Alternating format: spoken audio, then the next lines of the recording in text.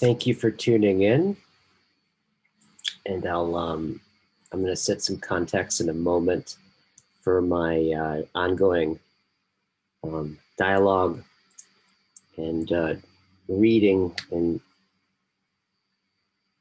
reflecting on Heidegger's On the Way to Language, which is a conversation between Heidegger and a Japanese philosopher that we're reading together. I think this is the third or fourth video that we've done so far. But first, some housekeeping. Okay, so regarding upcoming things with Circling and the Circling Institute, I'm doing a demo on Saturday the 31st of October at 10 a.m., 10 to 11:30 Pacific Standard Time. And if you're interested in looking at seeing a circle happen that I'll be leading, I'll be there, and while I'm leading it, I'll have other co-leaders who will be answering questions in the chat. And then when we're done with the circle, then we'll open it up to questions and discussion about it. So if you're interested in looking at and seeing what a circling is, and you're new to it, and you have questions about it and want to see it and experience it a bit, that will be then. I'll put a link to everything in the space below. And on some level, I'm always circling on some level. So even when all the videos that I do on the channel, I'm sure, you could probably implicitly see circling all over the place. However, this will be an explicit circle, right? So we'll be able to discuss it and geek out about it and talk about it. So the other thing is every Thursday night, 6 to 9 p.m. on Zoom, we also have a 3-hour drop-in circling event. And then I think we have a weekend coming up in about a month from now. And we're opening for registration for the next Art of Circling. This last one that basically got overfull. So the demand and the ability to supply to the demand now that we're online and is rapidly becoming unequal. So if you're interested in the Art of Circling, I recommend definitely registering sooner than later. If you're interested in working with me one-on-one, my email's below. Email me and let me know that you're interested, and then I'll talk with you about it. Okay, I think that's all the housekeeping. So this was an awesome conversation with Chris. This gets into the part of the dialogue that's really it's that example of like having to stretch super deeply with the mind, also with the soul, to start to see things that are not immediately intelligible.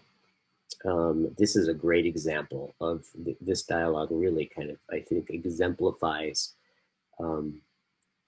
how dialogos and philosophical intimacy, right, really aspires towards the unsayable. And it requires a certain kind of respect and a certain development, a stance, an attitude that one has with one's whole being. And so this, I think this is a real good example of that in this dialogue that we're reading with Heidegger and the Japanese philosopher.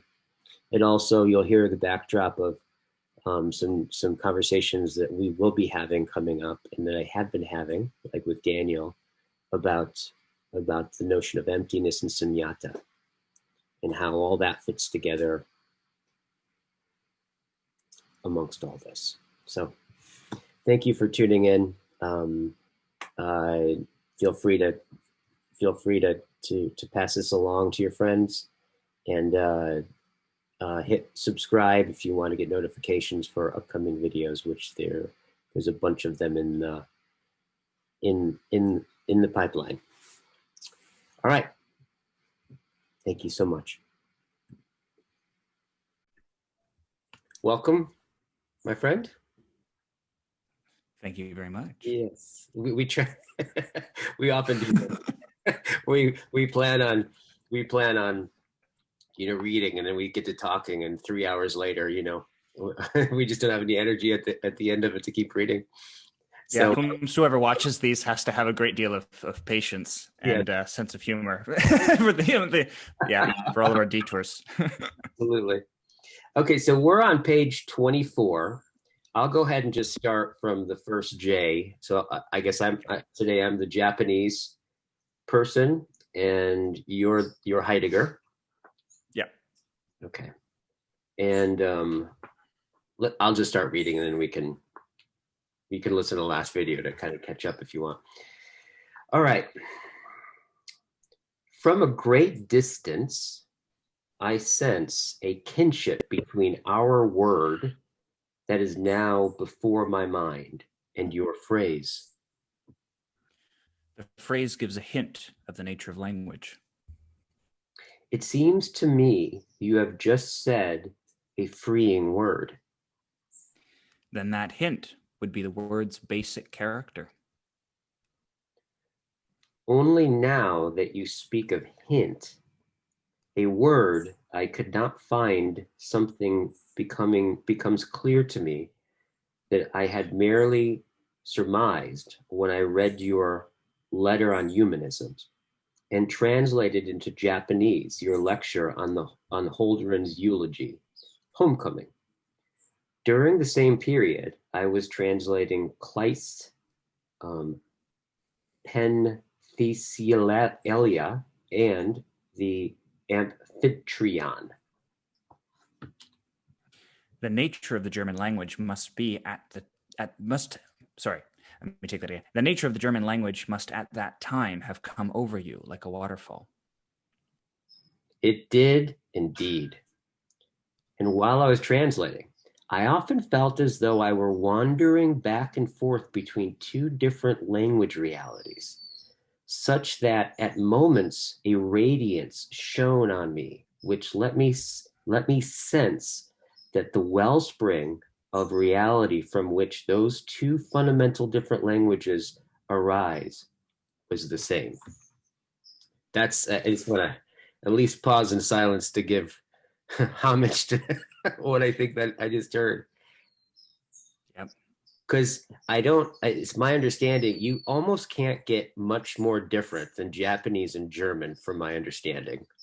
Like Hannah Arendt, I think she wrote the book on the nature of the mind or something like that. And she said that she doesn't think actually that you could, the Japanese language, I think Asian language, she couldn't see how it could ever actually have of like gotten to physics or science, these deep kind of like these deep logical kind of entities that will never have any sensuous appearance at all, right? Because she says that that language is so context oriented. My sense is this, and I don't know it, but my sense is that it banks on so much context that just it's the minimal amount of sound to reveal the background kind of implicit context, where German is apparently very, in almost a simple way, very structured. So the exact thing happens, right? Mm-hmm. And so to hear that, just to look at the difference between the two, and just to hear him say that he sensed that they came from the same wellspring, just interesting. It's a much given what you've just said, it's a much more meaningful observation than it might seem at first glance, given the two languages that are actually encountering one another. Totally. Yeah. You did not then seek for a general concept under which both the European and the East Asian languages could be subsumed. Absolutely not. When you now speak of hints, this freeing word emboldens me to name to you the word by which to us the nature of language is, how shall we say, Perhaps hinted. that is to the point. But even so, I fear that to call your quote house of being unquote a hint might tempt you and me to elaborate the notion of hinting into a guiding concept in which we then bundle up everything. That must not happen. Right. So I want to pause there for a second and just touch on something. So in my conversation earlier today with Daniel, he was talking about in German, where Heidegger talks a lot about thinking and being something like the same, right? Mm-hmm. And he says that in English that thinking is usually caught up with concept, the notion of concept, which means to grasp, right? To grasp. So I think what he's pointing to is this: we got to be careful not to conceptualize it into grasp, but there's a in the dialogue, and this is what I think dialogos can do, is it can let appear, it can let what we cannot grasp gather into presence, right? And that if we grasp it too much, right, we literally we conceal something like that. Right. It's like a training in the optimal gripping. Yeah. Of having just the kind of grip that can keep the emergence gathered and coherent, but that it does not grip so tightly as to sort of circumscribe the ambit or the potential of what is being revealed. Yeah. So that it allows it to still be open-ended. Yes. So like even with the sense of hint, right, on some level, just that word hint is a way of basically the optimal grip without too tight. But then he's warning, well, we could easily just make that a concept. That's right. Make it the light touch can become the heavy touch if we're not careful. That's right. Yeah. That's right. And so then the finesse of the use of language is precisely the technology by which we finesse the grip. Yeah. And so it's the care in its use is then paramount, and they're cautioning one another in this instance not to overuse it in such a way that it constrains the life of that which it's actually attempting to reveal. Yes. Us and all of our positing, right? That's right. Self-positing. All right. How will you prevent it? It can never be prevented in the sense of being totally excluded. Well, why not? Because the mode of conceptual representation insinuates itself all too easily into every kind of human experience. Even where thinking is, in a certain sense, conceptless? Even there. You need only recall how instantly you accepted Cookie's aesthetic interpretation of Iki as appropriate, even though it rests on European, that is to say, on metaphysical ideas. If I understand you rightly, you mean to say that the metaphysical manner of forming ideas is, in a certain respect, unavoidable. That is what Kant saw, clearly, in his own way. Yet we realize only rarely the full implications of his insight. Because Kant was unable to develop it beyond metaphysics. The unbroken rule of metaphysics establishes itself even where we do not expect it, in the elaboration of logic into logistics. Oh, elaboration. Logic to logistics. Interesting. right? Which is, I think, something like the elaboration of ideation into act. Yeah.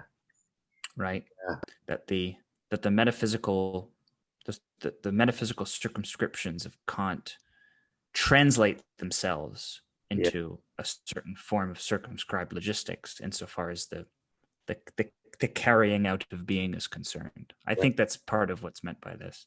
Right. And this, remember, is on the heels of him saying this common wellspring between the two Yes. languages. And so here we can start to see this kind of, I can hear Socrates in the background here, right? Of going, well, let's show exactly how impossible that thing you experienced was, right? Something like that. I feel like I feel something, a dialectic happening here with this. Yeah. Socrates loves closed doors so that he can open them, right? Yes. do you consider do you consider that a metaphysical process? Indeed, I do. And the attack upon the nature of language, which is concealed in that process, perhaps the last attack from that quarter, remains unheeded. We must guard all the more carefully the ways toward the nature or reality of language. It would be enough if we were to succeed only in building a bypath between those ways.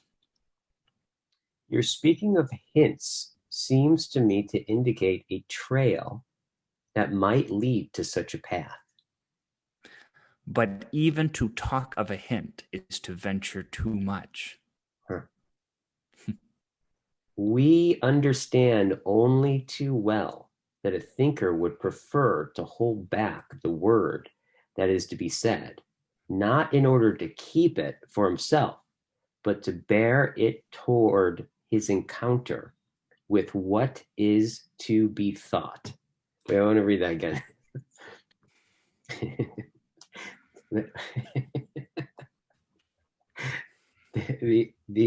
I had this experience of like I ended up reading myself down to my toenails and it didn't pop up yet. Read it again, maybe I'll pop back up. We understand only too well that a thinker would prefer to hold back the word that is to be said. Hold back the word that is to be said, not in order to keep it for himself, not to grasp it, but to bear it toward his encounter with what is to be thought. Wow. So you know what comes to mind? You know what comes to mind to me when you read this that line is, so let's socialize the concept for a minute with a social example. Yeah. You know when you're with someone and you know that in the offing of the relationship or in the offing of the conversation, there is the presence of an unspoken, maybe it's an unspoken topic or an unspoken proposal that must be broached. It must be broached because it remains pregnant within the context of the relationship, but it hasn't yet been brought to the center of its attention. Yeah. And you know that for the fullness of that relationship, and then in virtue of that, the for the good of you and for the good of this other person, that proposal, whatever is in the offing of that relationship, must surface. But you also know, you have this apprehension that if it surfaces too early, it'll become ingrown, right? If it surfaces in the wrong way, right? Like that's something very genuinely to worry about. If it surfaces too prematurely, if it's spoken in the wrong way at the wrong time in the wrong context, it will die. Yeah. And you know that, you know, or it'll become subject to like a performative contradiction where the thing that is said is not the thing that is meant and lived. And so then the living and the acting become unjustly tethered to the spokenness of a thing when that thing is not what was meant to be spoken. Yes. This happens all the time, especially in very, very intimate relationships. So you have to find a way to surface the proposal, Mm, whatever it is that is to be thought mm, jointly.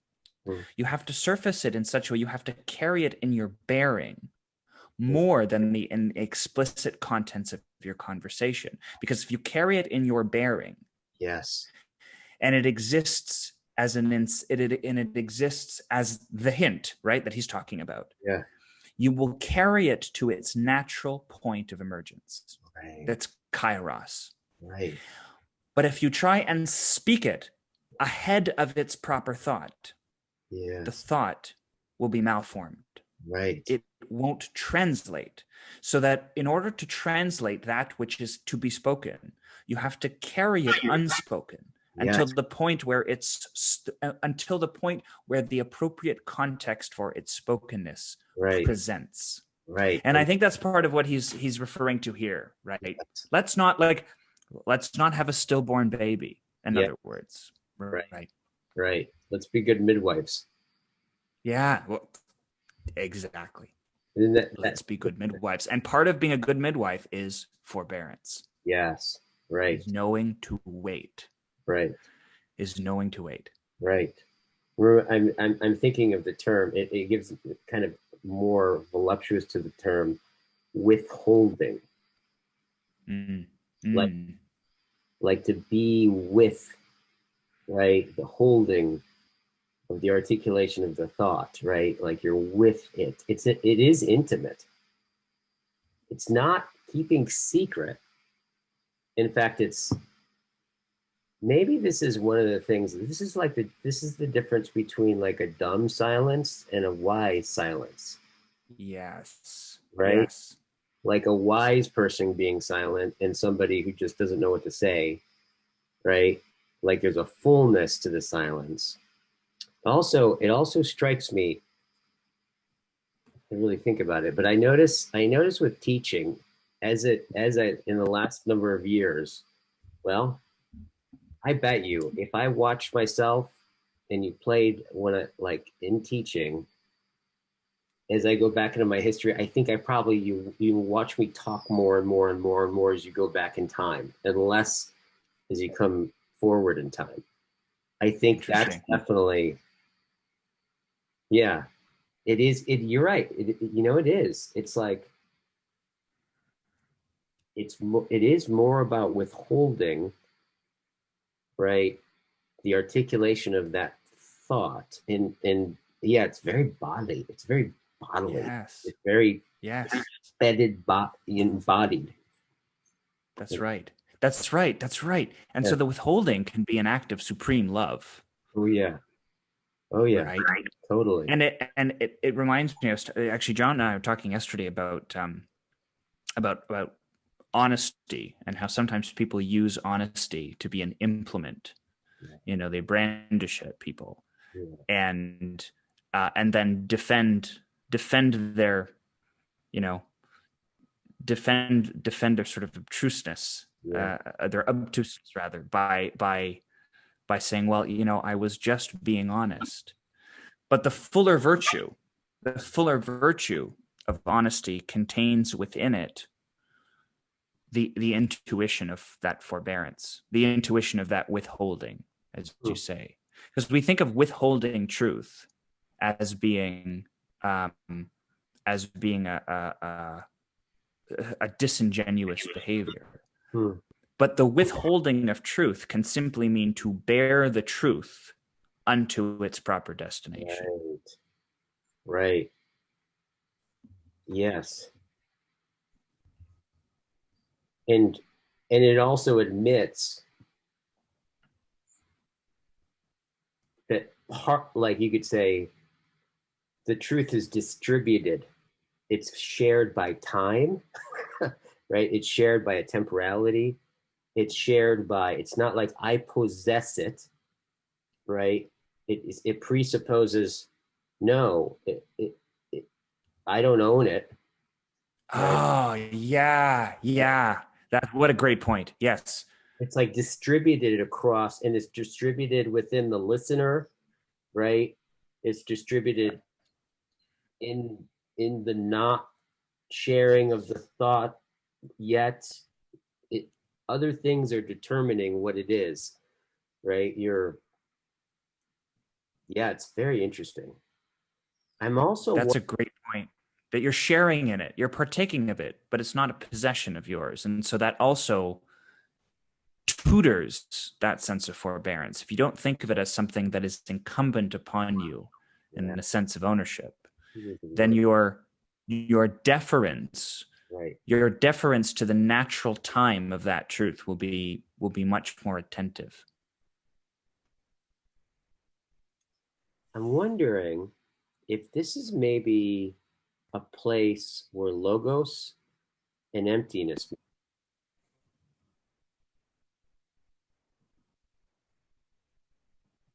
Keep going. Well, so logos, speech, right? One way of, like, especially Aristotle, basically almost, well, I mean, people are still figuring out what Aristotle said, right? But he really emphasized the speech of logos, right, as discourse, as the act of speaking. Um, and if the thought, right, is not to be said but withheld, so I'll read this again. To understand only too well, a thinker would prefer to hold back the word that is to be said, to hold back the word that is to be said, right? So I'm withholding, in some sense, the speech, right? Like if we say logos, I hold back the logos to be said in order not to keep it for himself, but to bear it towards its encounter, which is to be thought. Is there an emptying going on here? Like, is there some kind of sense in which, like, to bear the thought, right, without speaking it, not to possess it, right, but to bear it toward, right? I'm sensing some kind of, like, there's almost like you're empty. There's some kind of emptying, or there's some relationship to emptiness, or to nothing, or to absence here that seems very Mm. connected to logos in some way. And I'm just wondering if that it's a place, it's a place that they both meet. Mm. As you say, Sunyata, the native, he said, native ground of logos, the That's native right. sound of logos. That's right. Yeah, The native sound of logos. Yeah, yeah, emptiness. yeah. Because there's a, because what I'm hearing here is basically like, so they talk about hint. A hint points to, it's like points to something, but it doesn't propose. It's not a proposition, right? But then they're warning about, and then they keep warning about, well, we got to be careful about this hint, because this hint will become something, right? And now we're talking about, actually, there's a grave danger here to even almost assume anything, right? There's kind of there's a strange emptying out of presencing through emptiness in some way. So do you think that one of the things that Dialogos does is to interfuse speech with emptiness so that it becomes a bearing of the logos?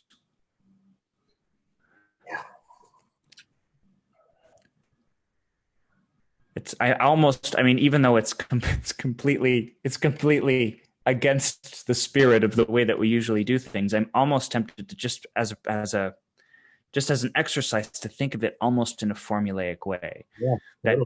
That take the speech, take a little bit of that, a little bit of this, mix it together.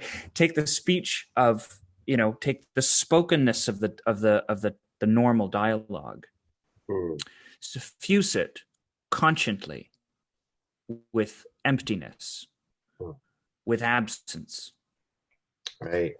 Yeah. and then only then does it become a carrier for logos. Right.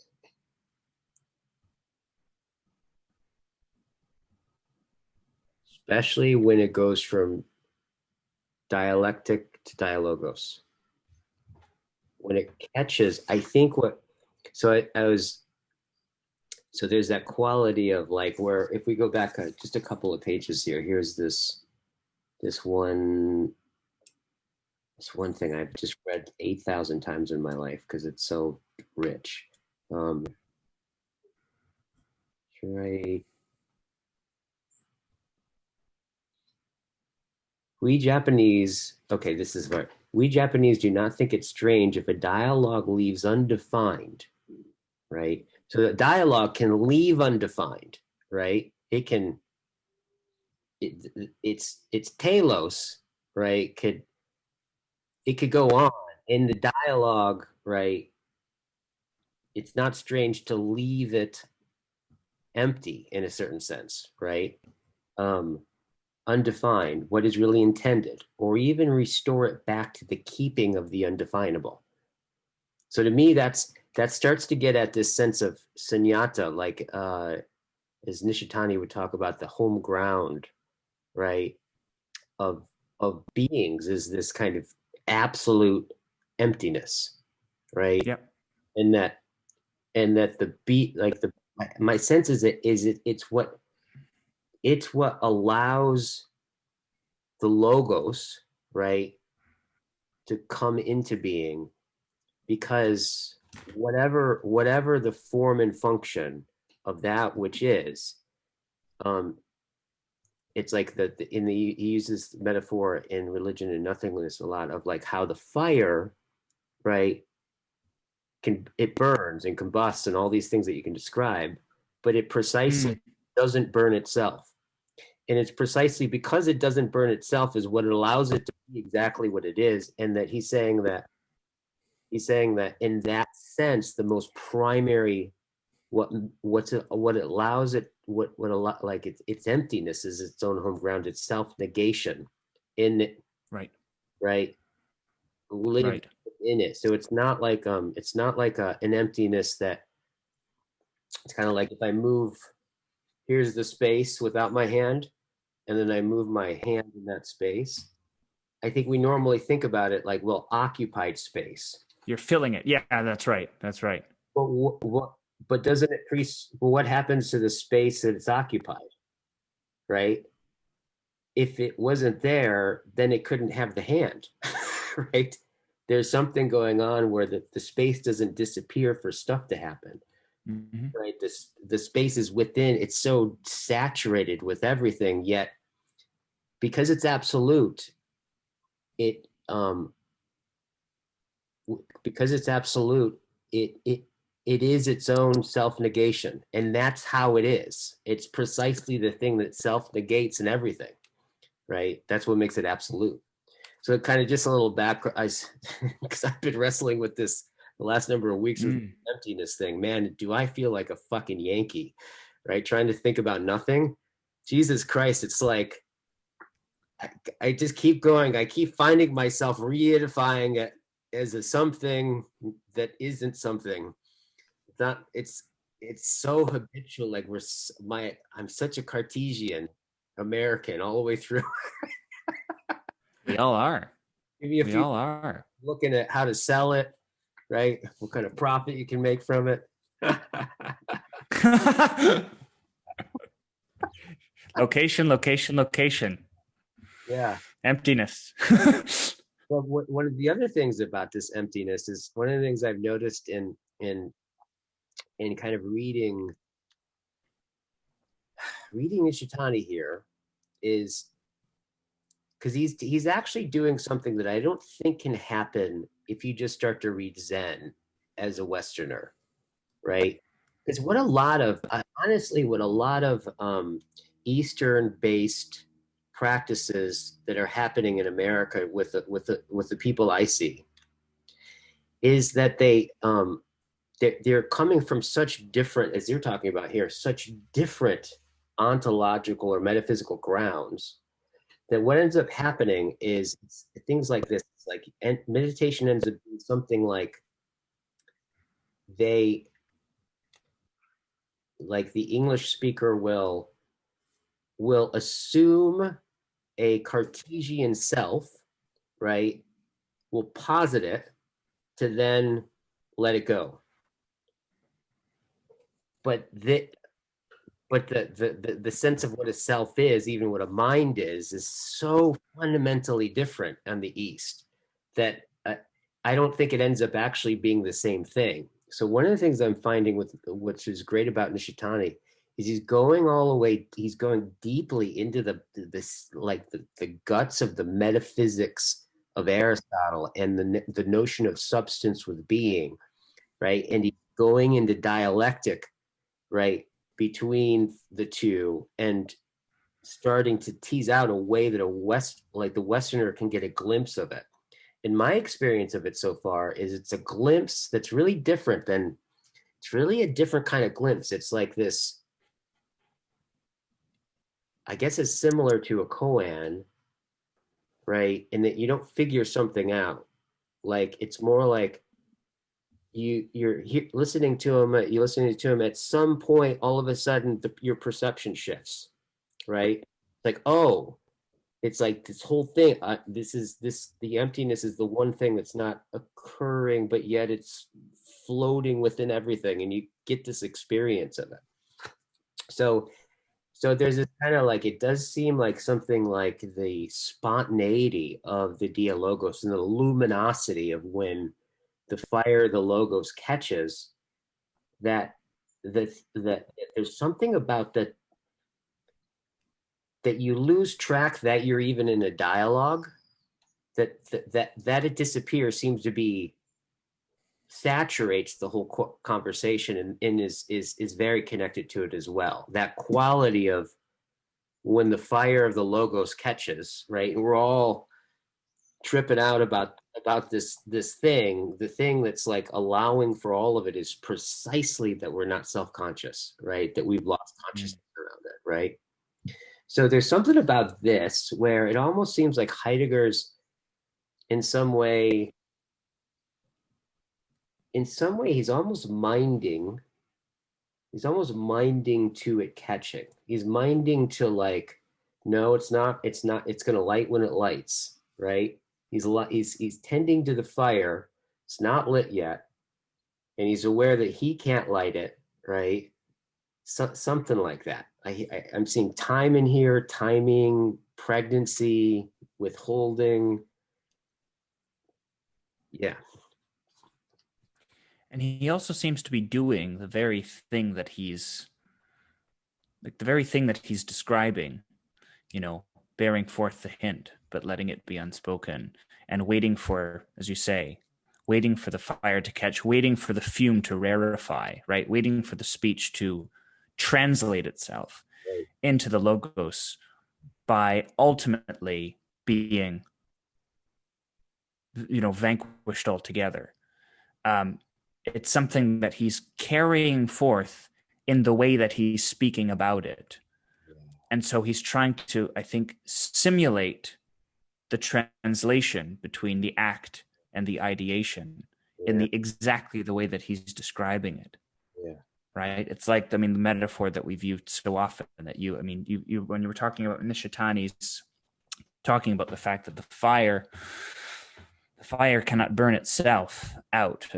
Eckhart has a very similar, Yeah. very, very similar use of that same motif. And no wonder. But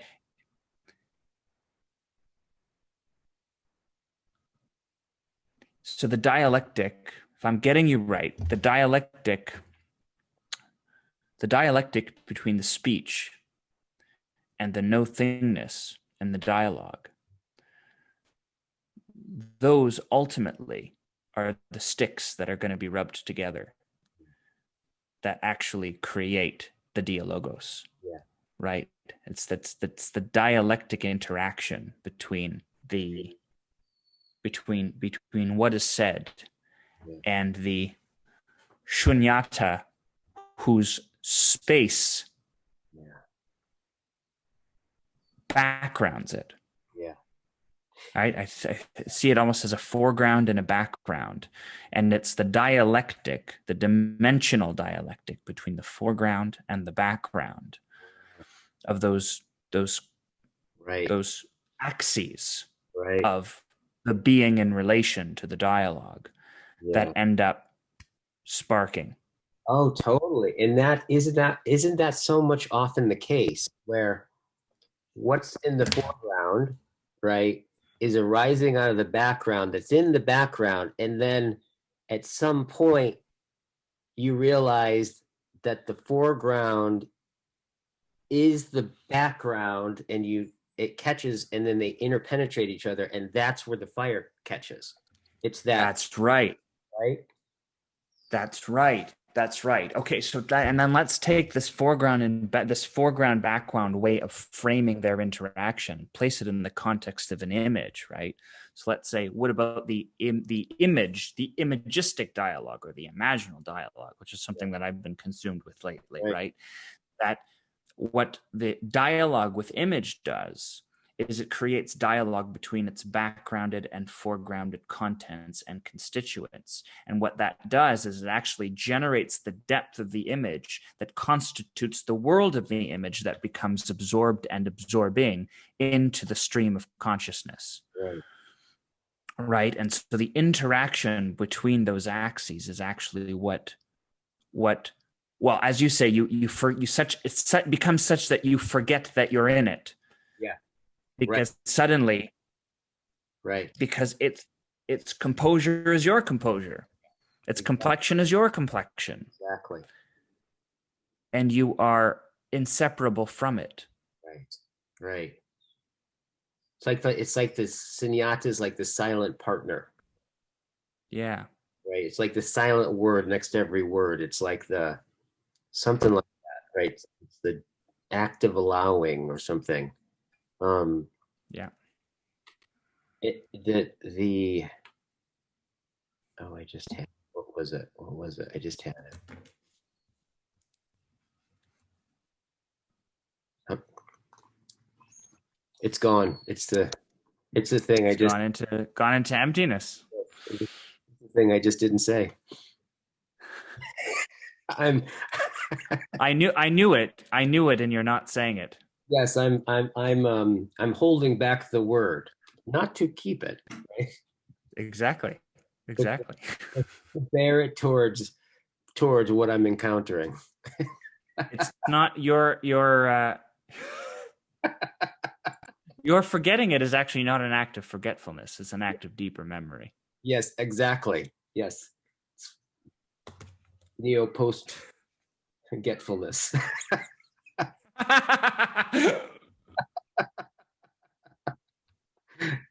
All right. So I think we go. Oh yeah, I'm Jay. So you go next, right after. So that is. You start with that. Yes. That is so. Is that it? I went back. That's right. I went back. So we're here. Here, I'll just start here. Jay. Why don't you take that line again? The line that we stopped and pondered on for as long as we did. Why don't you say it again, and then we'll just continue. Okay, cool. We understand only too well that a thinker would prefer to hold back the word that is to be said, not in order to keep it for himself, but to bear it towards his encounter with what is to be thought. That is in keeping with the hints. They are enigmatic. They beckon to us. They beckon away. They beckon us toward that from which they unexpectedly bear themselves toward us. Huh. I'm going to read that one again. Yeah. They beckon us toward that from which they unexpectedly bear themselves toward us. So they got the bidirectionality. The coming toward is also the coming back. Yeah. Which is kind of, it's a little bit like what we were saying. You are thinking of hints as belonging together with what you have explained by the word gesture or pairing. That is so. Hints and gestures, according to what you indicated, differ from signs and chiffers. Is that chiffers? Chiffers. All of which have their habitat in metaphysics. Hints and gestures belong to an entirely different realm of reality, if you will allow this term, which seems treacherous even to myself. What you suggest confirms a surmise I have long cherished.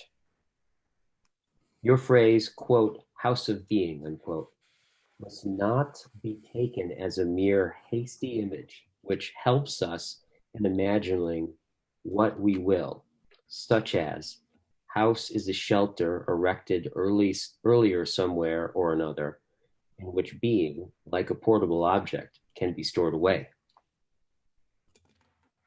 That notion proves invalid as soon as we think of the ambiguity of, quote, being, unquote, of which we have spoken. With that expression, I do not mean the being of beings represented metaphysically, but the presence of being, more precisely the presence of the twofold, being and beings. But this twofold understood in respect of its importance for thinking them. If we heed this, then your phrase can never become a mere catchword. It already has become one. Yeah. Because you demand too much of today's manner of thinking. Too much, quite true. Too much of what has not yet ripened. You mean ripen so that it drops like a fruit from a tree. It seems to me that there are no such words. A saying that would wait for that would not be a keeping with the nature of language.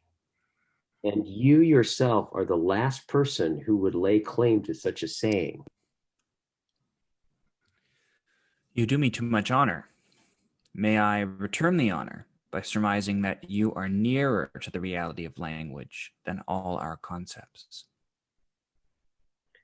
Not I, but the word for which you are asking, the word which I, now somewhat emboldened, may hardly withhold from you any longer. This remark tells me that your word, still withheld, for the reality of what we call language, that was prescient of you, Guy, still withheld, for the reality of what we call language, will bring us a surprise such as we dare not to hope for, even now. Okay, so here we are, like we're a few lines down from like naming the withholding.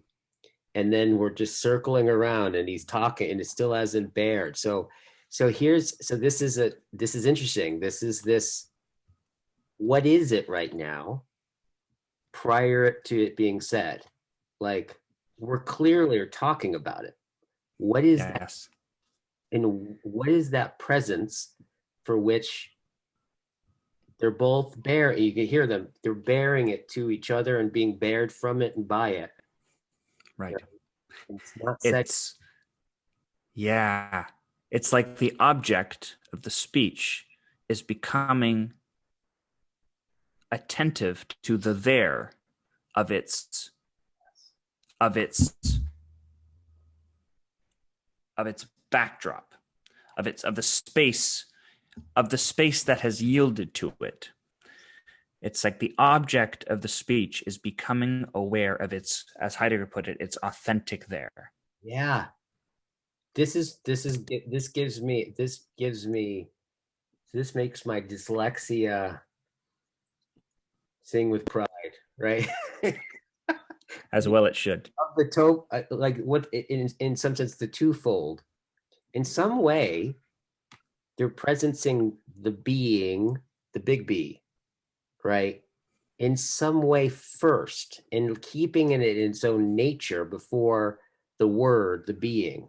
I think that's another way of talking about it, is they're teasing out the background, right? In a kind of negative, it's kind of like negative, almost like a negative theological way, right? Right, right. But different because it it still can be spoken. In fact, it's precisely that it can be spoken, which allows for them to withhold it. But that sense of like, in some sense, they're letting linger a glimpse of the being of beings right? I think that's maybe being, as Heidegger talked about before, like being not as housed by metaphysics, not the metaphysics of being, but the presence of being, or the presence of the twofold of. So I Mm, think there's some kind of play being unconcealed there. absolutely. Yeah. Absolutely. All right. Mm, mm. Okay. Um, Jay, that's over to you. It's like that could be Uh, that yeah. that yeah, that could be that surprise, however, which will strike you with the same force with which it is holding me captive ever since your question needs to have the possibility of swinging widely. Hmm. I'll read that again. That could be that surprise, however, will strike you with the same force with which it is holding me captive ever since your question needs to have the possibility of swinging widely. Hmm. Okay. Very good. Very good. Which is why you hesitate. Emboldened by your indication that the word is a hint and not a sign in the sense of mere signification. Yes. Much more a symbol than a sign. That's why dialogos is. That's why dialogos, which is the capacity to bear the hints of being, is symbolic and Mm, not a is a symbolic process mm, rather than a semiotic process. Semiotic process in the very very narrow um, in the very narrow definition of the term is consisting only in signs, yes. right? Because it's this conversation is about the inexpressible rather than the expressed, Yeah. and Yes. thus is a symbolic process rather than And a and the a present sign oriented one. and the presencing of That's right. the inexpressed, right? Or the inexpressible, Exactly. right? Exactly. God, this is Exactly. really fucking pertinent. If we knew what we Oh, were, very good. we still don't know what the word is. Nope. Hints need the widest sphere. That's my line. Oh, I'm sorry. That's your line. Hints need the widest sphere in which to swing. Where mortals go to grow only slowly. This is what our language calls hesitate. It is done truly when slowness rests on shy reverence. And so I do not wish to disturb your hesitation by urging you on too rashly. Wow. Wow. Wow. Hesitate. It is done Mm. when slowness rests on shy reverence. Oh, what a line. That's a Yeah. great line. When slow, that's like, I'm going to jot that one down. Make a When t-shirt. slowness rests on shy reverence. Yeah. Yeah. Shy reverence. Shy reverence. God, that's such a beautiful. That's probably the best. It's the best description of the attitude that I often feel when in some of our dialogues, especially when we do those like those the ones with John and Jordan, like or when we, you know what I mean. Shy reverence is Yeah. that rings true. Yeah. And there's a hesitation. And I think I'm starting to understand the reverence and respect of that hesitation, right? It's a transparent to that were one, the danger, right, of saying it too early, right? Mm-hmm. And Mm-hmm. that we're in the realm of wanting, um wanting, in some sense, the unknown to be disclosed without raping it of its right? Like we want the unknown to be present without having to make it known, right? There's a Yeah. preserve and a respect and a shyness because you can never quite, yeah, because it's so much, yeah, it's so much about negativity, right? Of humility and yeah, yeah, make a t-shirt out of that one. All right. That's right. That's a good idea. Yeah. You replace all of those awful keep calm and whatever the hell Right. t-shirts. This Yes. Yes. Yes. all right. You are more helpful to me in my attempt to say the word than you can know. I shall not hide from you that you are throwing me into a state of great agitation, especially because Heidegger's got blue balls right on.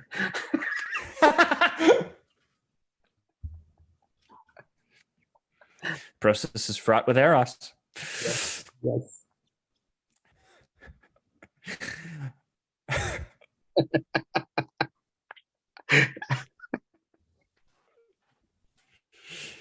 That's good. That's good. I shall not hide from you that you are throwing me into a state of great agitation, especially because all my efforts to get an answer to my question from language experts and linguistic scholars of language have so far been in vain. But in order that your reflection may swing freely, almost without your prompting, let us exchange roles. And let me be the one who gives the answers, specifically the answer to your question about hermeneutics. Hmm. We are back then on the path which we took first in our dialogue. A path on which we did not get very far with an explication rather, of hermeneutics. I told you stories, rather, Mhm. showing how I came to employ the word. I just want to point out here. So that move he just did, right? It's basically saying like, all right, already, like, It's like the point in the Socratic dialogue when the intellectors, but Socrates, you still haven't given me the goddamn definition. yes, yes. And then he's saying his agitation basically, and then he takes the ball and turns it back around. I don't know. There's something very Socratic about that, right? Oh, totally. Yeah. Yeah, unmistakably. While I, in turn, noted that now you do not use it any longer. Yeah, that's right. Because Heidegger Fine. doesn't use hermeneutics after I think after being in time, maybe a little bit later. He stopped using that way of describing his work. Mhm. Finally, I emphasize that hermeneutics, used as an adjunct word to phenomenology, does not have its usual meaning, methodology of interpretation, but means the interpretation itself. Then our That's a that's dialogue, a yes, go ahead. that's a pretty key. That's a pretty key. A pretty key hint to Heidegger's thinking, eh? Yeah, Just wait, that one line. fill that out a little bit. How so? So he's saying like it does not have a usual meaning, methodology, interpretation, but means interpretation itself. So it's not the methodology of interpretation, but it's Right. interpretation. It's like the techne. It's the relational being. Yeah, yeah. Okay, Yeah. cool. Then our dialogue drifted away into the undefined. Fortunately. Ah, yes, fortunately.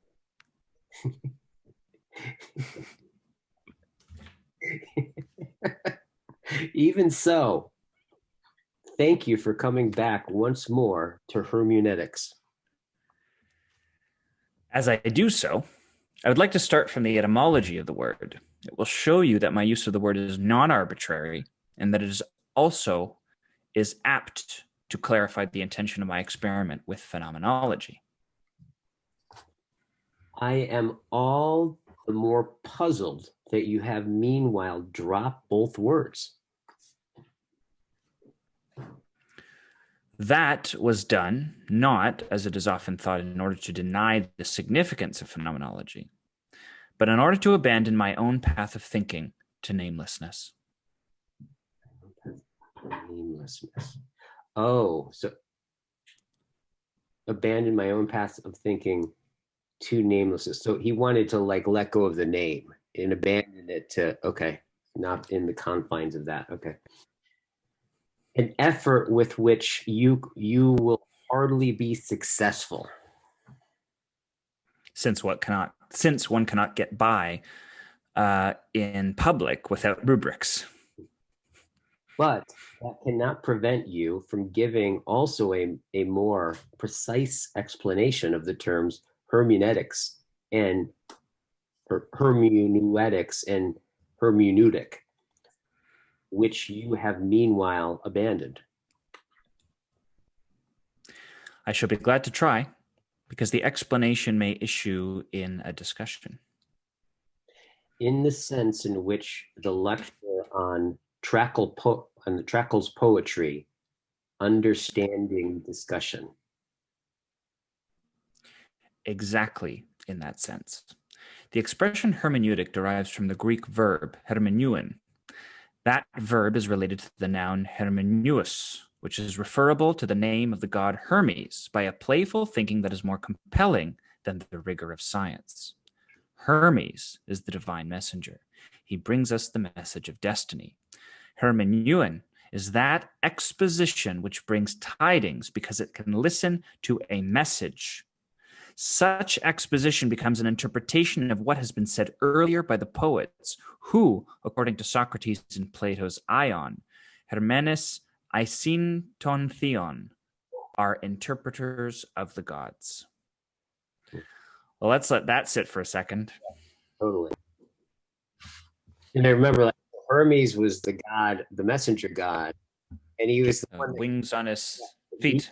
even like fool Apollo, right? He was like the god of clarity, you know. And so, but he's also not considered totally a god or totally a human. He's in this in between world, right? The Metaxu. Yeah. Such it's usually that's why interpretation, right? Language, it, her, it is very much associated with message because it's like the word, right? You can't find the word in the shape of the letter, right?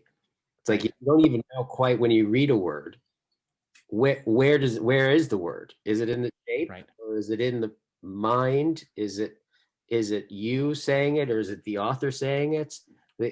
All these things start to fall apart without definition, and that's the space of Mercury of hermeneutic, and that's why it's involved with trickery, because it can, tricksters can always undo authority. They're the ones that like the fool is the one person that can undo the king when it gets too grandiose. Right. Right. And what's interesting about this too is now I think I heard this from Hillman. I may have misheard it because I haven't been able to find it and I haven't been able to read it. But my understanding is actually in some of the stories, Hermes was married to, I believe, Hestia, which is fascinating because Hestia is I think the goddess of domesticity, right? Mm. And I think Hillman used to use this James analogy. Hillman, you mean? Yeah, for like the flying boy, because he would talk a lot about inflation, and he said Hermetic inflation was in a certain sense where Hermes divorces domesticity and becomes Icarus, right, and flies toward the sun, and you have this, these manic, you get too high in the air, and then you die, and you fall back down, or you stick your finger in a light socket, and he said because Hermes is supposed to be wedded to Hestia, which is the goddess of domesticity, of a certain kind of order, of like repetition, of sameness, of things have their place, that in that nurturing kind of home sense. So there's a marriage and a tension there that on some level this whole conversation has been about that tension, right, between the apparent and the non-apparent, the concealment and intentional withholding. Lots of fucking. It's been a total hermetic. That's great. What a rich connection you've just drawn. Yeah. That. And they've been very, yeah, she's been very. I'm gonna chase after that a little bit. I'd like to find out. I'd like to find out more about the myth. Yeah. I'm not familiar. I'm not familiar with it at all. That at least that particular. Yeah. The Hermetistia. That coupling. I'm pretty sure I heard that in Hillman, because I was reading Hillman a lot at that time. I haven't read him in a while. I should read him again just to see if I still like him or what he sounds like now.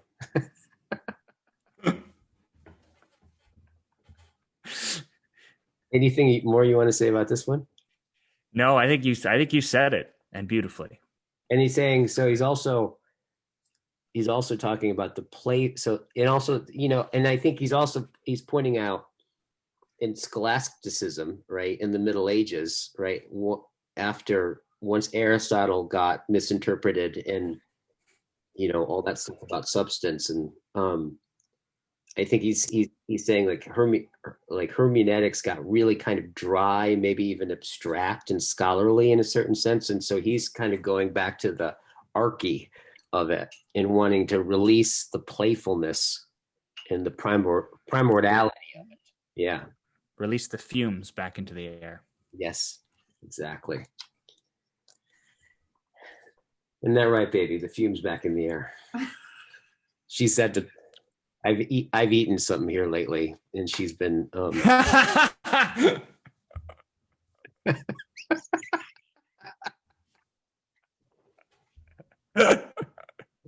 See, we keep talking about listening for the logos. We should just be smelling for it. Yes, exactly. and listening to Brienne. I don't recommend smelling for it. Hi, Brienne.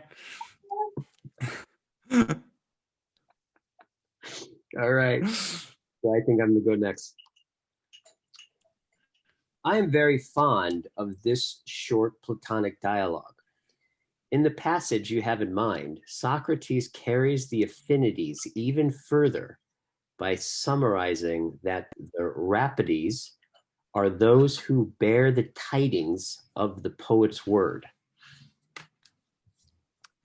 All this makes it clear that hermeneutics means not just the interpretation, but even before it, the bearing of the message and tidings. Okay, there's that word again, the bearing of the message. The bearing of the message and tidings. The bearing of the message and tidings, okay. Why? And I like that the way that's phrased, incidentally, the bearing. I mean, the bearing can be understood one of a couple of different ways, but one of the ways it can be understood it is verbally, right? That the bearing, it's that the hermeneutics, the definition of hermeneutics that he's giving here is one that is verbalized. It's motioning. It's in action, right? It's an active definition rather than a passive one, and I think that's important. Yeah, totally. Why do you stress this original sense of hermeneutism? Because it was this. Did I say that right? Yeah, what? Hermeneuin, I think. Hermeneuin. Okay, cool. I think so. I think so. Because it was this original sense which prompted me to use it in defining the phenomenological thinking that opened the way to being in time for me. What mattered then, and still does, is to bring out the being of beings, though no longer in the manner of metaphysics, but such that being itself will shine out. Being itself, that is to say, the presence of present beings, the twofold of the two in virtue of their simple oneness. This is what makes its claim on man, calling him to its essential being. I just want to pause on that one for a second.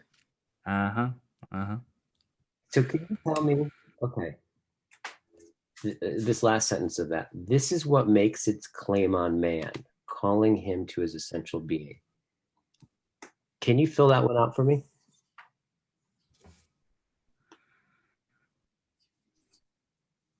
Well, to trace back to the previous sentence, such that being itself will shine out. Being itself, that is to say, the presence of present beings, the twofold of the two in virtue of their simple oneness. So what this makes me think of is, we talk about this geistly entity that emerges in the I thou pair, right? That stands in the phrase that describes the relation of the I thou dynamism. It's psychodynamism and its dialogic structure. And so what happens there is that emergent entity is precisely what calls the attention of the soul, right? It calls the primordial memory of man and the essential being that is described and articulated in that primordial memory. Right. Now and I'm not giving a definition of that, but I'm just to say what it draws from me, yeah. what comes to my mind when I read that, the last couple of sentences, is that emergent collective entity that generates the acoustic attunement to the logos that we so often describe, yeah. And what it means to make its claim on man, because it draws the identity of any participant who is witness to, who bears witness. I think of Russen's bearing witness to epiphany, right? Who bears witness to its emergence, its epiphanic emergence. It draws the identity of those participants because it is constitutive of those identities. Right. And so making its claim on man, to me, in some ways, is making its claim on the identity of logos. Yes. From the beings to its being. Yes. Yes. Nice. Calling them back, calling logos back to logos, in a sense. Nice. Glad I asked. Thank you. Glad I asked. I'm gonna have to listen to your. I'm gonna have to listen to the recording of that one that you just said. As am I. Yeah. This is a good one. Yeah. This is the. Yeah. So man then realizes his nature as man by corresponding to the call of the twofold and bears witness to it in its message. Okay. So this is that. Okay. Actually, I was trying to describe this the other day of where, I was talking to somebody and it was kind of an unusual conversation or something, and they were trying to get into my head somehow, or I was trying to describe it, and I got present to, like, at some point in my life, all I could say is all I could think about is this stuff. Like all I could think about is the stuff like that we're reading about. Like, it just became, at some point, it just became constant, always there, always a question, always more than I think I had actually ever realized it. And so when I hear this, I'm like, God, there's something about that just rings so true. It's like, so at some level, man then realizes his nature. So we could say, on some level, I'm realizing my nature. Guy then realizes his nature as Guy by corresponding to the call of the twofold. And Guy bears witness to it in its message. Oh, that's a very clever substitution you just made. Yeah. Doesn't that actually bring it out that much more? Yeah, it kind of does. But that actually describes it. It's like, bear witness to it in its message. That's exactly the thing, that the door that opened, and it's like, it's fucking like a possession or something like that. So anyways, I think I got a little bit more of man in that moment. Got a little bit more of man. Yep. Accordingly, what prevails in and bears up the relation of human nature to the twofold is language. language defines the hermeneutic relation. Thus, now we're on the way to language. It's about time. Thus, when I ask you about hermeneutics, and when you ask me what our word is for what you call language, we ask each other the same, and the same is capitalized. Clearly.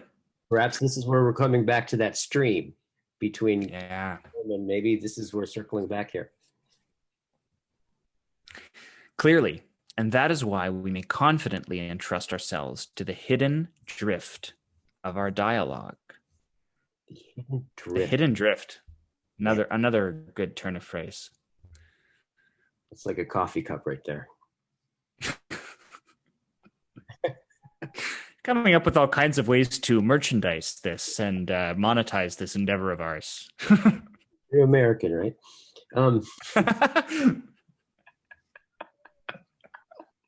Selling nothing.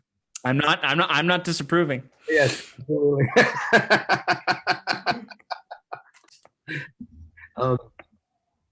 As long as we remain inquirers. Oh well, there goes my whole business model right there. Okay. As long as we remain inquirers. You do not mean that we are pumping each other out of curiosity, but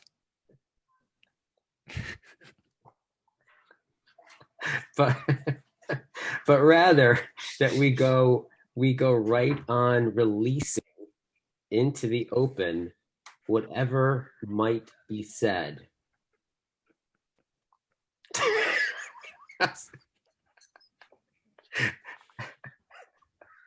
Sorry about that. My 13-year-old brain is having a great time with that.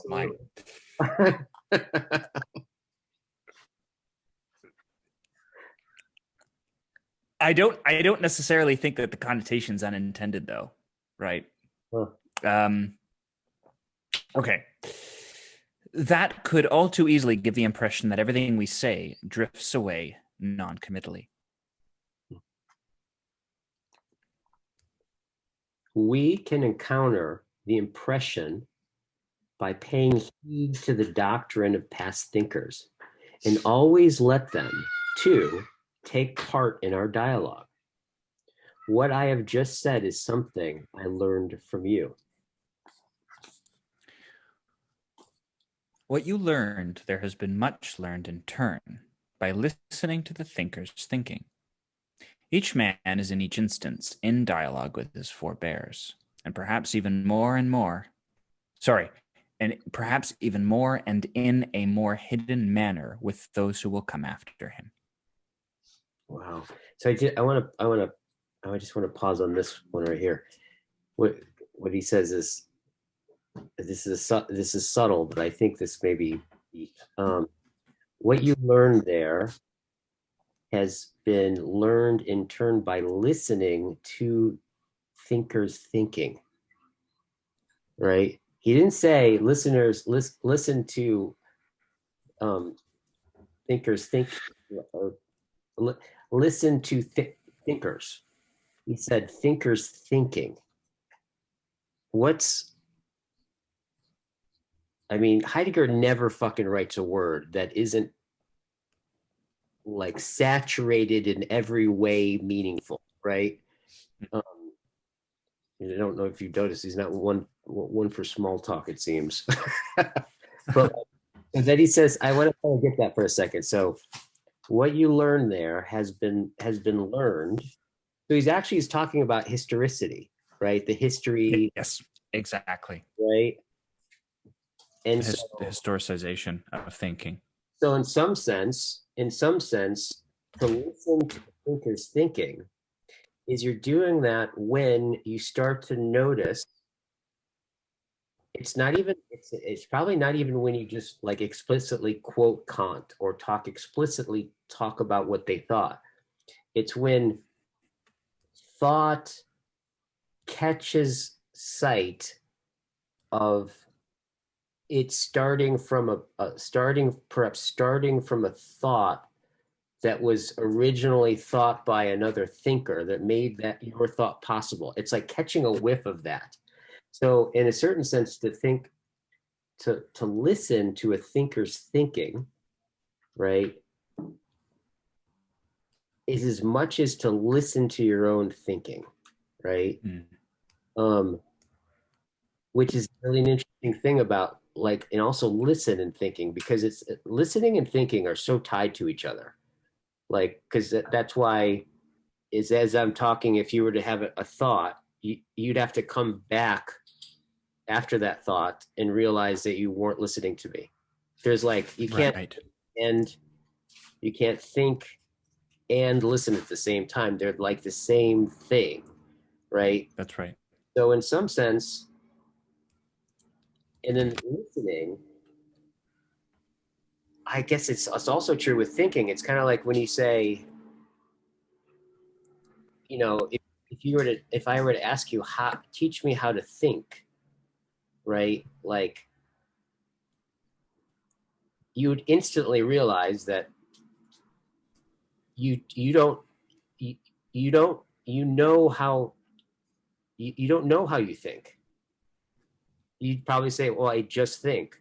You can't like there's there's an implicit knowing, right, in which you think. You can't go, well, first move this neuron and then this foot and right. You just think, right? And I think therefore, how do you learn to think philosophically? How do you learn to listen? Well, what we say about listening, because this is one of the things I've noticed in training people to circle, which is a lot about listening. And then what you got to realize is you can't teach people how to listen. What you can do is you can maybe have them notice that they don't listen. Yes. Right? Yes. Yes. The moment that they hear themselves not listening, right? Yes. The moment listening has already begun. So there's just something about that. There's something there, right? I can't. That's a great insight, Guy, and it brings us right back to Socrates. You can't teach people how to listen. You can only teach them to notice when they're not listening. Yes. Yes. In fact, I think that's the whole thing, and I think that's the whole thing with the history of being, or the history of the understanding of being, right, is precisely, this is what Heidegger talks about it like, is the history of the understanding of being is the forgetfulness of itself being a history of the understanding of being. It is a forgetfulness of its original thought with the pre-Socratic, where they're like, you know, the ousia, right? Oh, there's that which all of this partakes and is of in some way, and the very beginnings of that, right? And it's funny to think about it. If that original philosophical thinking, right, which was the first trying to abstract the sense that there may be all of the individual beings, that it may be somehow connected to being as such, that had not been thought before. If that hadn't have happened, there wouldn't be this computer, there wouldn't be any of the sciences, there wouldn't be it's asked like, it's astonishing, right, to what degree we sit and dwell and are indwelled by and saturated with what began then, right? And it's stunning, but it's also the beginning. This is one of the things I was trying to kind of tease out in my paper, is that sense of it's very what that allowed, the openness. I think it really had Heraclitus, right? Like the speaking of the logos, right? And Parmenides, right? But when the openness and the possibility of the logos being heard as logos, right? That possibility of that being able to hear also, right, was the same openness that afforded the mistakenness of listening to beings versus being. The very openness that afforded, right, afforded the hearing of being, right, is the same openness that afforded the deafening of it. Mm. Yeah. So this, it's interesting. So to think about this, so like, this is why they're taking such great care here. They're exemplifying such a great care to be aware of essentially self-deception, right? Of let's make sure we're listening.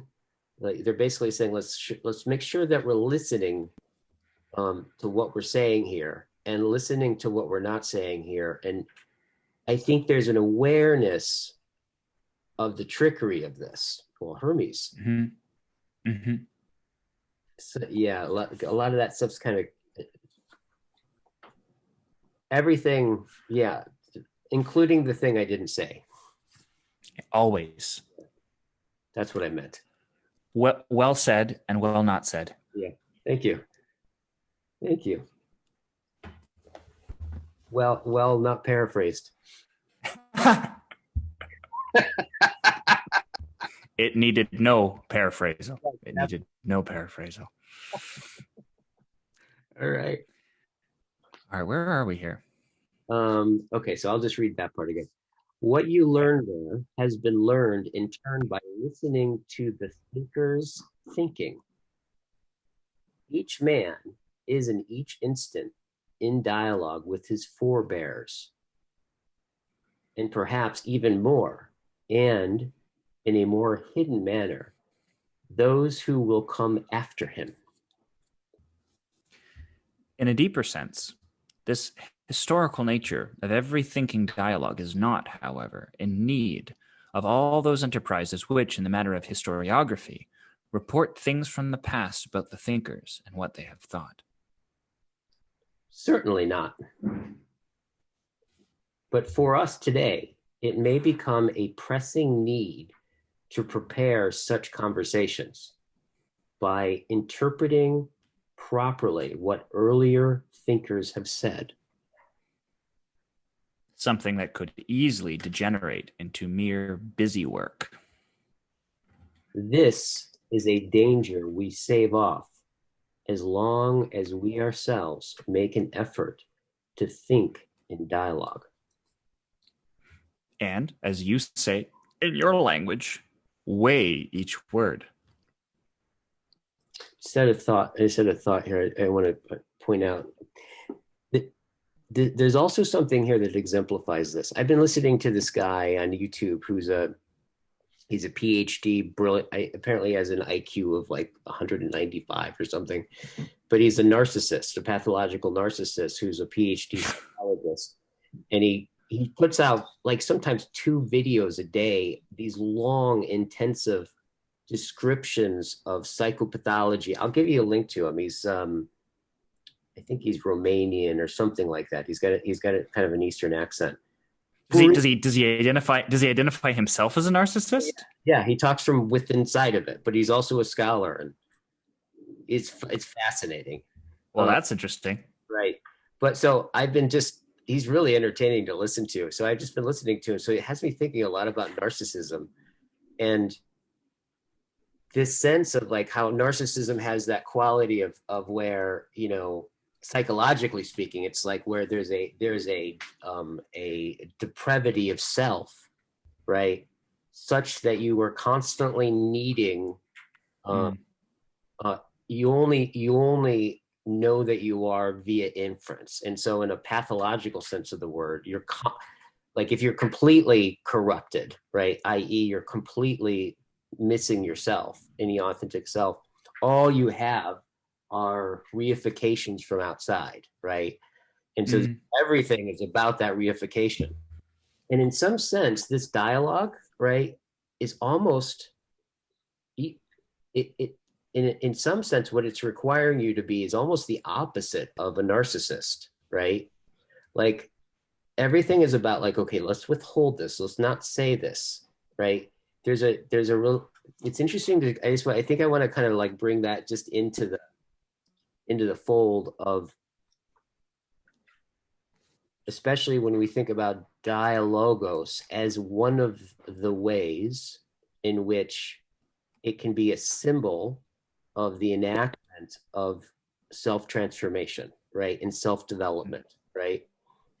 And so what kinds of selves, right, are having these conversations, right? And I think that's what I'm basically pointing to here is I think they are definitely selves that aren't needing their selfhood to be reflected because it requires so much repose, right? So much not being said, not being heard. Kind of, it's a it, it's a non-narcissism in a very, very deep way. Yeah, it's like it requires selves that are not things. Yeah, there you go. Well said. Yeah. Okay. This is fascinating. I want to watch some of this. Can you send me something of what you're watching? Okay. Yeah. Careful though, man. One of the things I think I've noticed about when you have psychology that really doesn't have much of a sense of like ontology, right, and epistemology, and that you can pathologize fucking everything, right? Yes. You can Yes. Oh yeah. be careful just listening to it, but pretty soon, like everyone's, a borderline with a latent narcissist.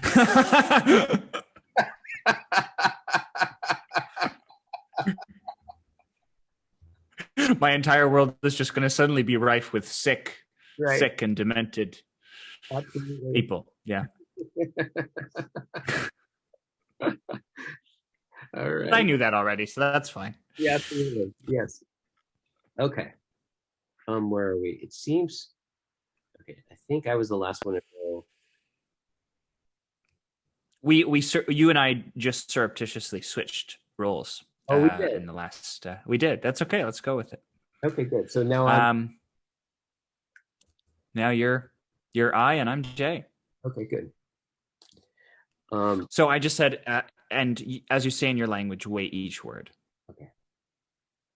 But above all, examine whether each word in each case is given its full, most often hidden weight.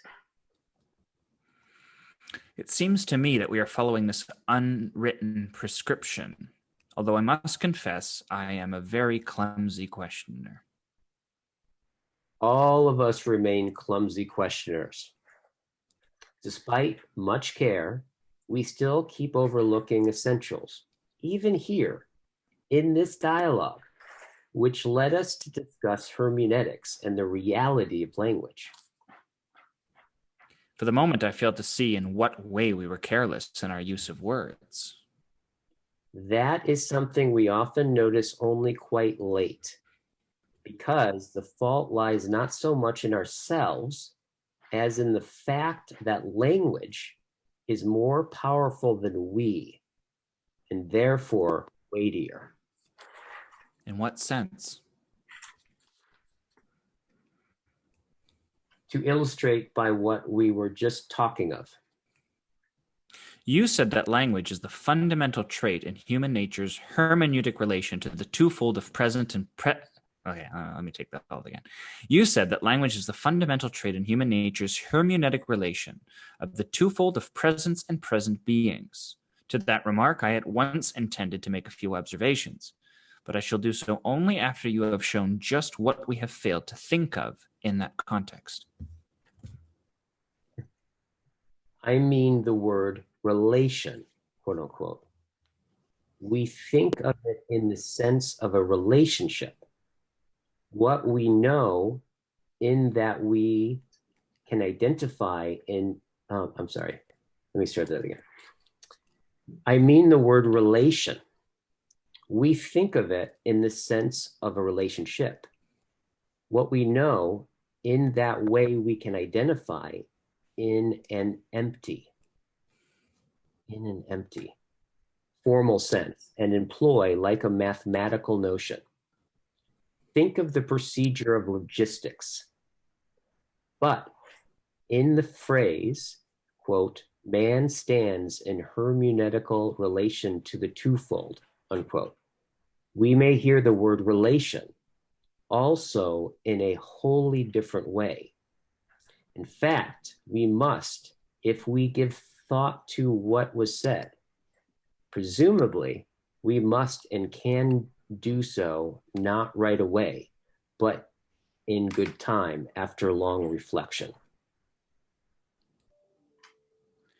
Then it will do no harm if, for the time being, we understand relation in the customary sense of relationship.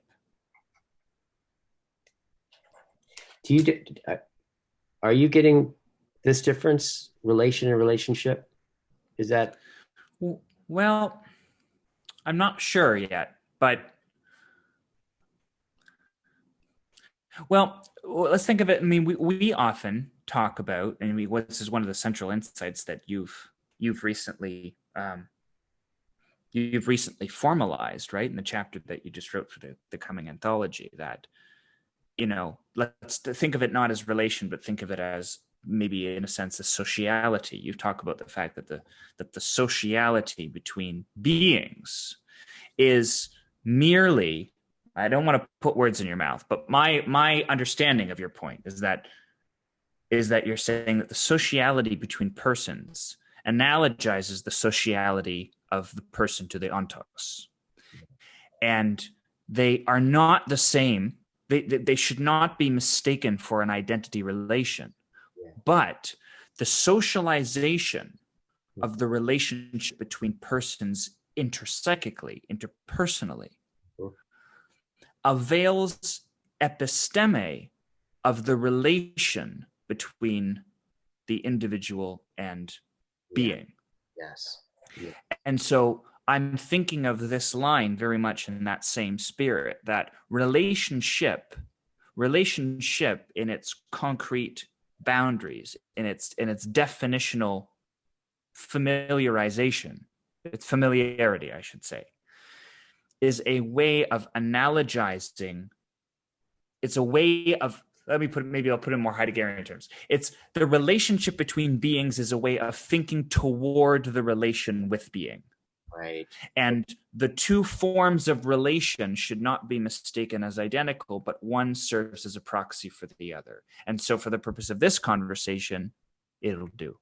Yes. Okay. That's what I take it to mean. Thank you.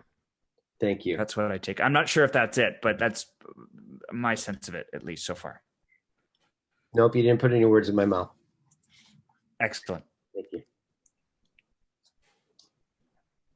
Then, I'm taking over again. Oh, okay. Sorry. Okay. True.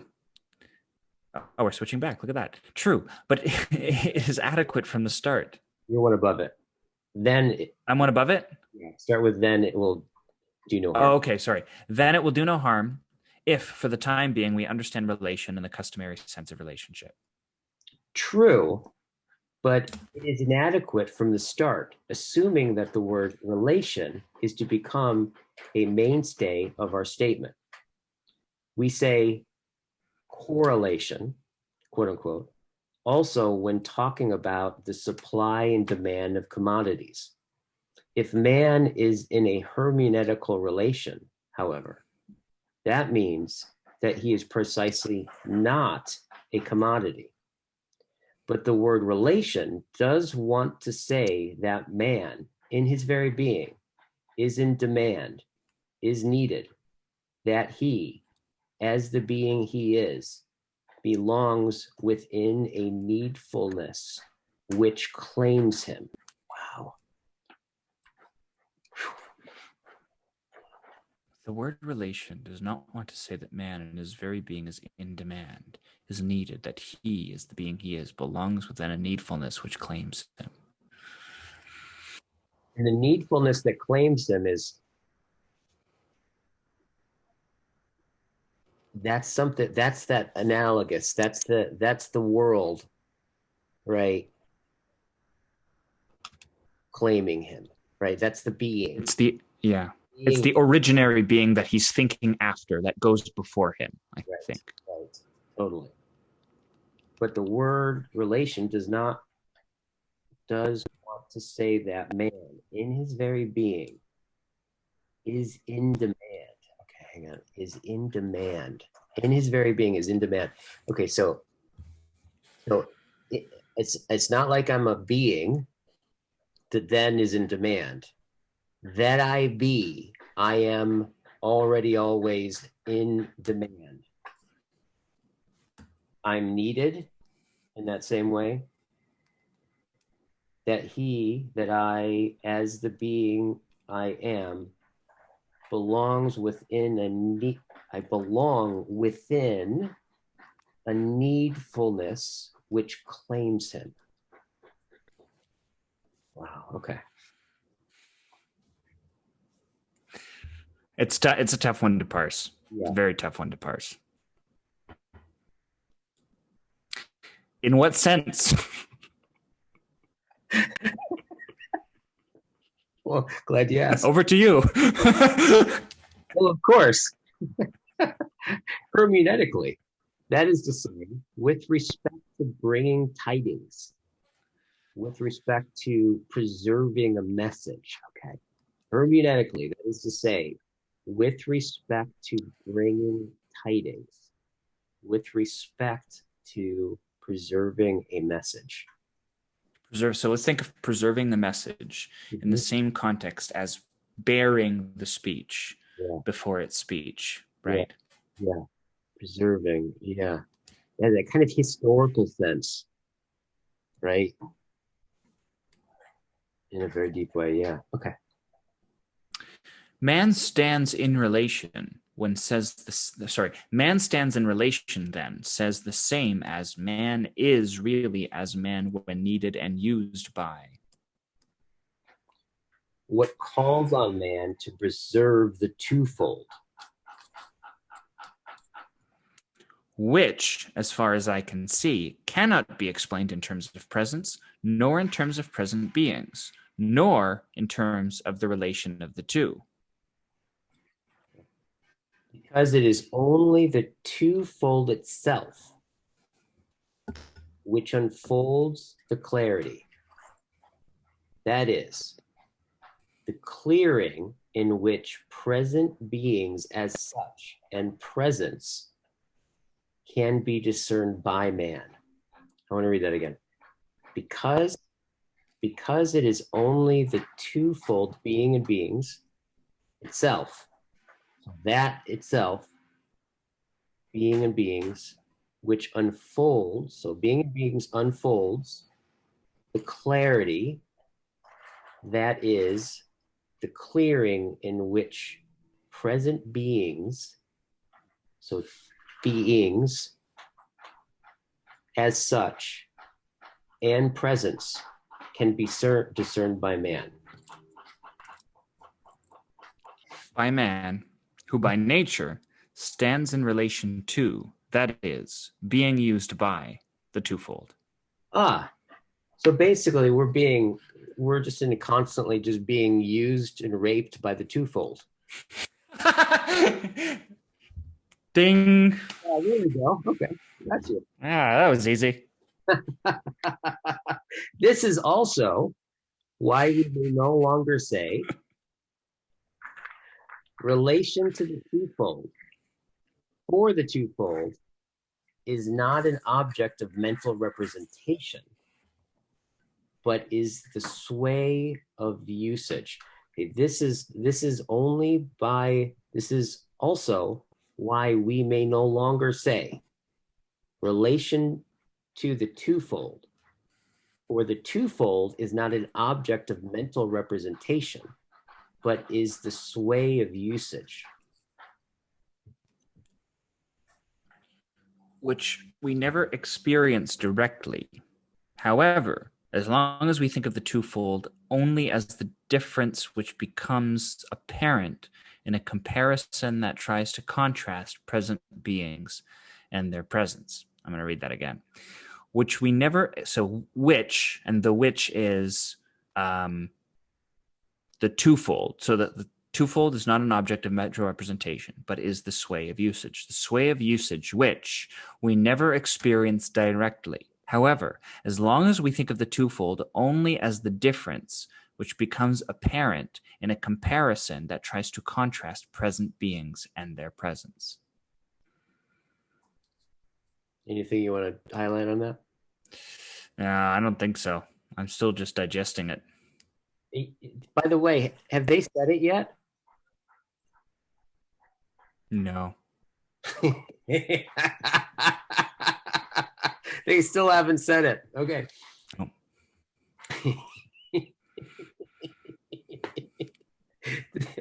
I am surprised that you see so clearly. Me too. When I can follow you in the dialogue, I succeed. Left alone, I am helpless. For even the manner in which you employ the words relation and use. We're not alone. The Japanese guy is with us. When he can follow. Or better, the manner in which I use them. Italics use. Is strange enough. I don't deny it. But it seems to me that in the field in which we are moving, we reach those things which we are originally familiar precisely if we do not shun passing through things strange to us. That's so good. In what sense do you understand originarily familiar? You do not mean what we know first, do you? No, but that before all else has been entrusted to our nature and becomes known only at the last. And that is what your thinking pursues. Yeah. What you're thinking, what Heidegger's thinking pursues here is what before all else has been entrusted to our nature, the twofold, the thing that hasn't been said yet, the bearing, all that, right? And becomes known only in the last.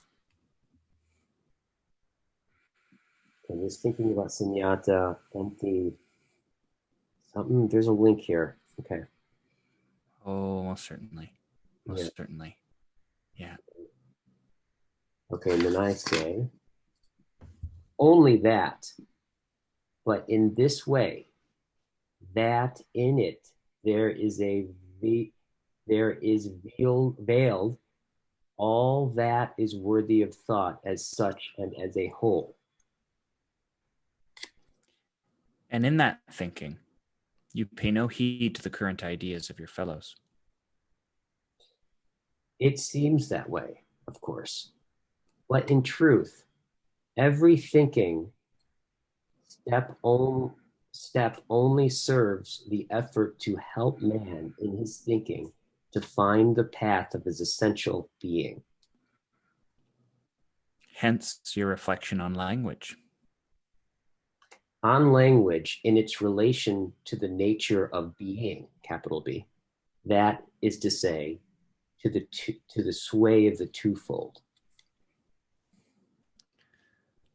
But if language is the basic trait in hermeneutically defined usage, then you experience the reality of language from the start differently from the way one does in metaphysical thinking. This is what I had intended to point out earlier. But what for? Not for the sake of contrasting something new with the conventional, but to remind us that our dialogue speaks historically precisely in its attempt to reflect on the nature of language. It speaks out of a thinking respect of the past. And this, yes. Yeah. And this is just what was to be noted in the middle of the lecture series, the copy of which was frequently discussed in the 20s, among us Japanese. I must be frank and tell you that here you are mistaken.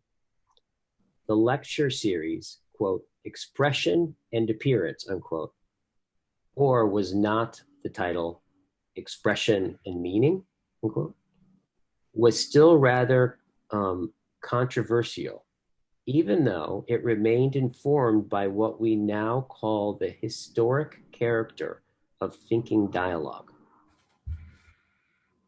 The title, then, was to point up a contrast. In any event, I was concerned to bring into view that which is wholly different, of which, however, I had only an obscure, if not confused, intimation. Such youthful capers easily lead to do injustice. The word expression in the title is the name for what you oppose. For your gaze into the nature of language does not fasten upon the phonetics of the written forms of the words, which are generally conceived to constitute the expressive nature of language. The name expression is here understood in the narrow sense of sensuous appearance. Yet even where our attention is focused on the content of meaning in the phonetic and written formulations, even there, language is still conceived as expressive in character. How so? Speech understood in the fullness of its meaning transcends, and does so always, the physical sensible side of phonetics. Language, as a sense that is sounded and written, is in itself supersensuous, something that constantly transcends the merely sensible. So, understood, language is in itself metaphysical. I agree with everything you propose, but language makes its appearance in this metaphysical nature only insofar as it is beforehand understood to be expression. Expression does not mean here only the enunciated sounds of speech and the printed sign of writing. Expression is simultaneously utterance. Okay, so I just want to summarize a little bit what they're talking about. So they're basically making the point. They're talking about essentially you can't reduce language down, or the dialectic is you can't reduce language down to its material aspects, to the sound of the voice or the shape of the letter or the sentence structure. Mm-hmm. Always transcends. And he's saying, yes, and this last part, expression does not mean here only the enunciated sounds of speech in the printed sign. Expression is, I agree with the proposed. I agree with what I just summarized there. And then he's making this point, though. I want to make sure that I make sure and more deeply not understand it. But language makes its appearance in this metaphysical nature only insofar as it is beforehand understood to be expression.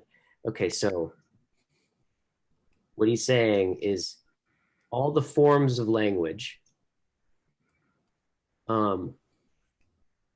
are there by virtue of which an already understanding of those things being expressive. That's the base. That's the they're intelligibles because we hear them as expressives. We prehend them as expressives. Okay. We prehend them. Yeah, exactly. And he says expression is simultaneously utterance. That's probably going to be important. Bearings and utterance refers to its inwardness of what pertains to the soul. Just want to give that a second. Seems like one that you would tickle you. Yeah. It does. I'm going to let it stand, though, but it does. I just want to appreciate the letting that stands. In the days of that lecture, everyone was talking about experience, even within phenomenology. A famous book by Dilthey has the title Experience and Poetry. To experience in this sense always means to refer back to refer life and lived experience back to the I. Experience is the name for the referral of the objective back to the subject, the much discussed I thou experience. Two belongs within the metaphysical sphere of subjectivity. And this sphere of subjectivity and of the expression that belongs to it is what you left behind when you entered into the hermeneutic relation of the twofold. At least I tried. The guiding notion, which, under the names expression, experience, and consciousness, determine modern thinking, were to be put in question with respect to the decisive role they. But then I no longer understand how you could choose the title expression and appearance. It was intended, was it not, to announce a contrast. Expression is the utterance of something internal and refers to the subjective. Appearance, on the contrary, names the objective, if I may here recall Kant's usage, according to which appearances are the objects of experience. By giving your lecture that title, you did commit yourself to the subject-object relation. In a certain respect, your objective is justified, if only for the reason that much had to remain unclear in those lectures.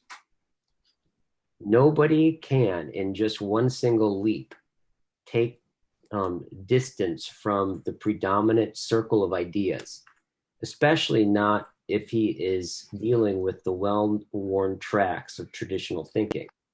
Tracks that fade into realms where they can hardly be seen. Besides, taking such distance from all tradition is tempered by the very fact that the seeming subversive will tries above all to recover the things of the past in a more originary form. It is on purpose that the first page of Being in Time speaks of raising again a question. What is meant is not the monotonous trotting out of something that is always the same, but to fetch, to gather in, to bring together what is concealed within the old.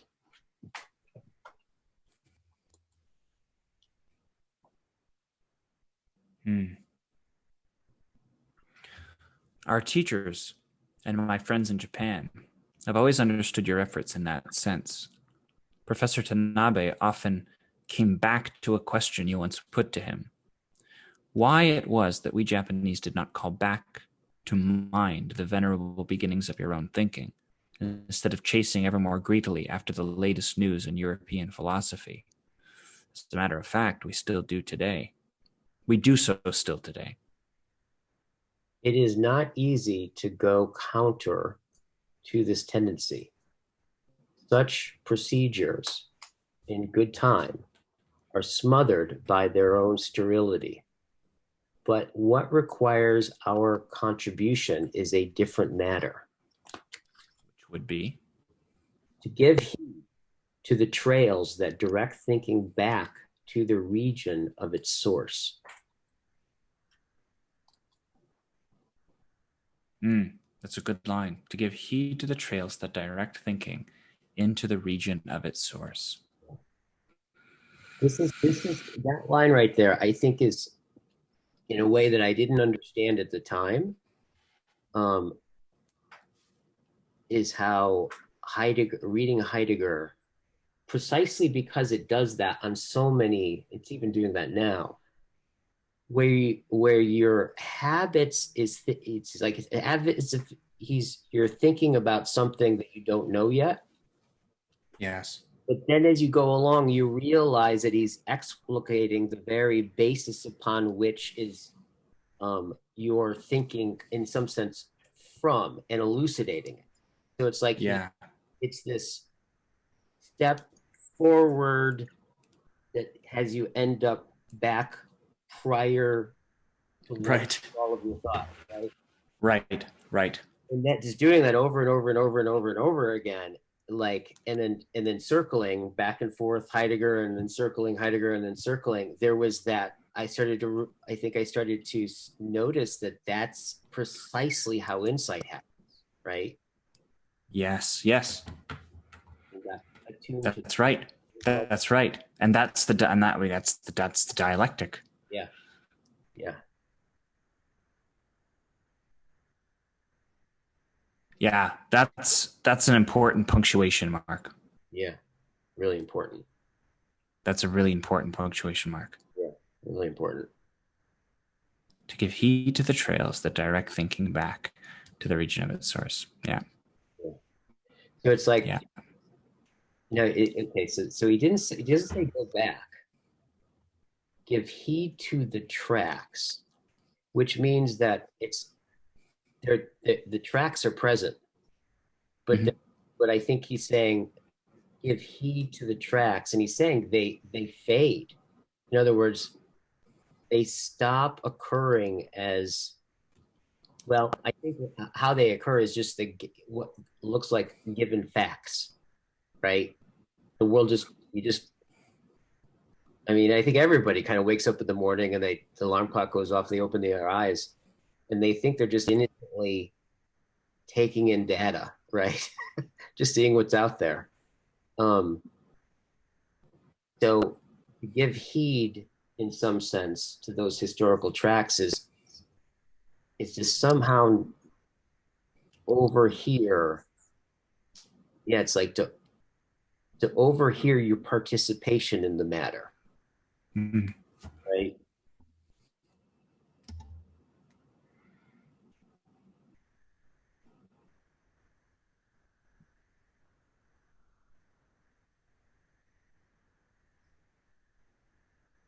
A little bit down to the left.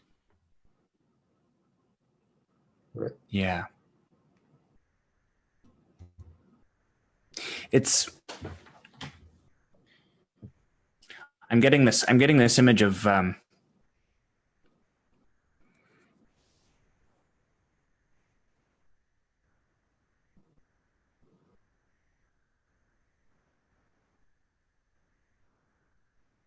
lost it. It's okay. I heard it. Had it, lost it. Thought I had it again, lost it again. Exactly. And then I realized it wasn't worth trying to fabricate. Exactly. And you were able to do it without having to heed. Yeah. Shall we go on, or are we I think I'm gonna have to dash, my friend. yeah, totally. But let's pick this up soon because I think we've got some steam. And I will make a note actually of what page we're on, so we don't have to chase it back. And I'll even fold my page. This is really great. This was a joy, as it always is. Thank you. It's going to be lingering for a while. Yeah, for me too. Oh, you Me too. This is a great text. This was an inspired idea. She says you're wonderful. yeah, you guys are Ah, enjoy to listen to you guys. you're very kind, Brianne. You're very, very kind. This is a joy. It's pure joy. It's easy. Yes. It's just. She says that even more emphatically than she says how much she hates my farts. Oh God.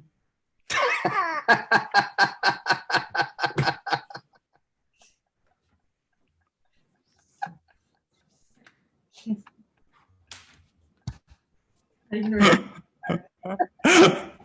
And on that note. Notes. All right, man. See you later. Bye, Brienne. Bye.